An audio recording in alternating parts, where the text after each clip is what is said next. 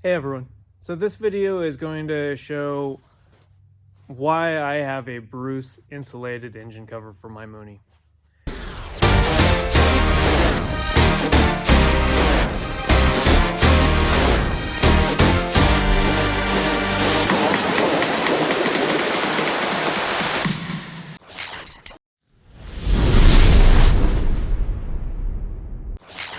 There are links down in the description below of parts, tools, or supplies I use on One November uniform, along with equipment I use to make these videos.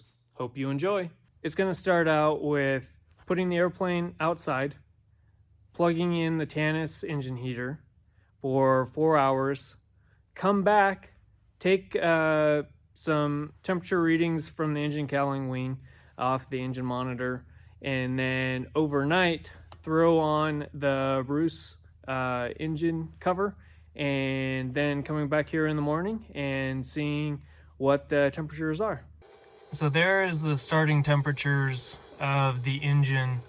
So I'm gonna go plug it in while the airplane sits outside now from the hangar for the next 4 hours. All right, One November uniform is plugged in and taking one for the team for this video. All right, so I'm back up here at the airport. It's been about 4 hours since I had her plugged in, sitting outside. She's pretty frosted over. I'm sure she's gonna be super upset tomorrow when we go flying. Okay, so after 4 hours with the engine heater plugged in, those are the readings off of the engine monitor.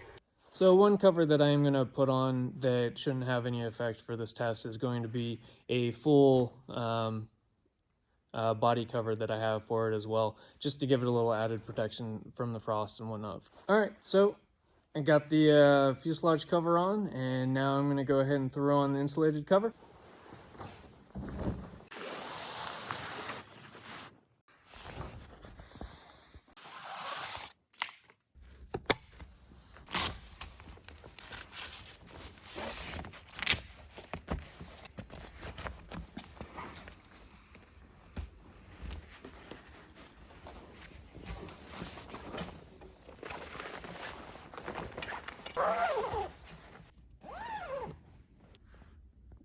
Okay, so she's all covered up, ready to go outside.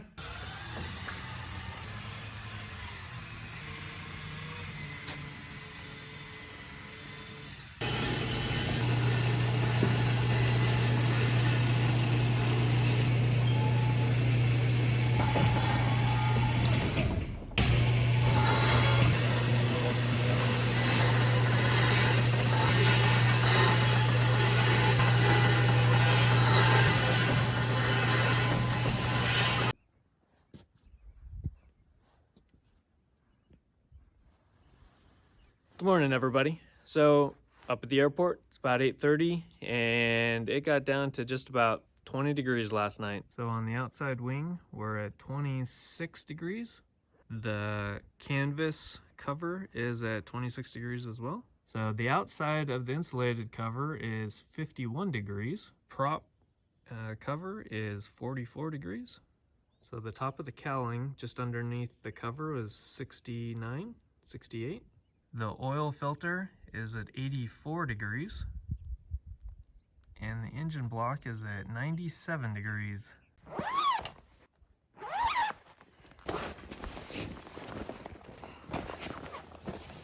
So 57 on the inside of the prop, and 61 right at the hub.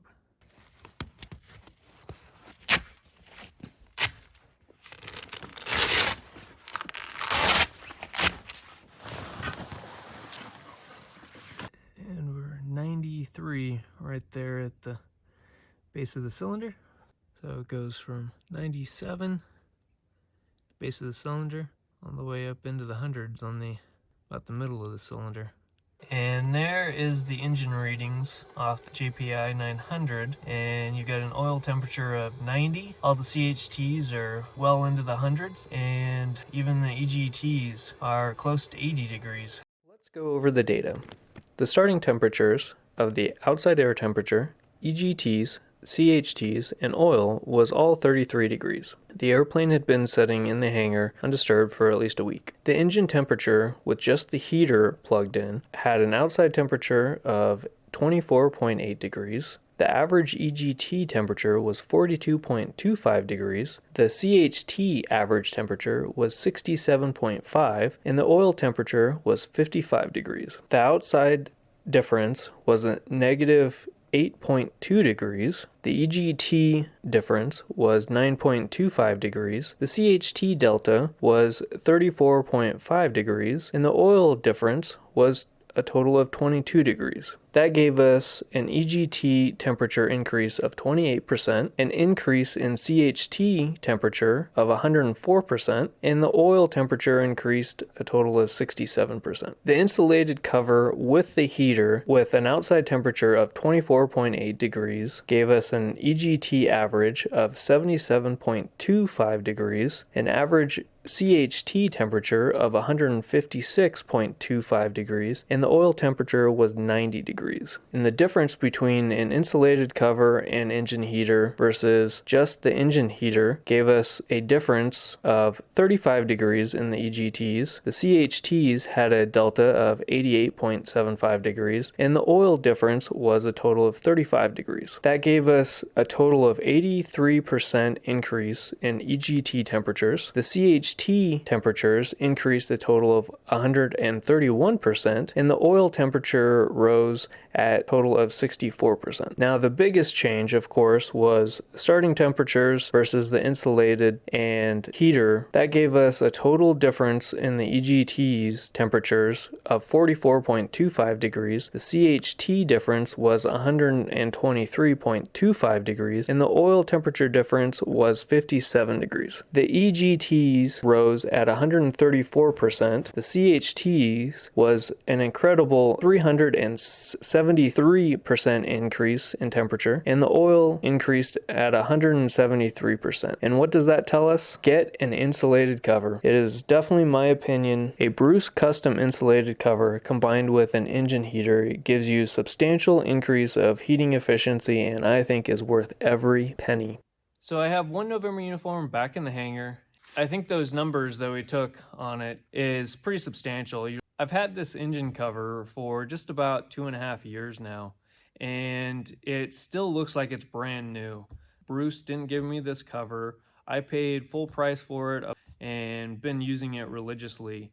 The propeller cover I even use during the summertime just to keep the birds and everything off of it, keep the spinner as clean as possible and shiny. Even though I've had this for over 2.5 years, the cover still looks like it's brand new.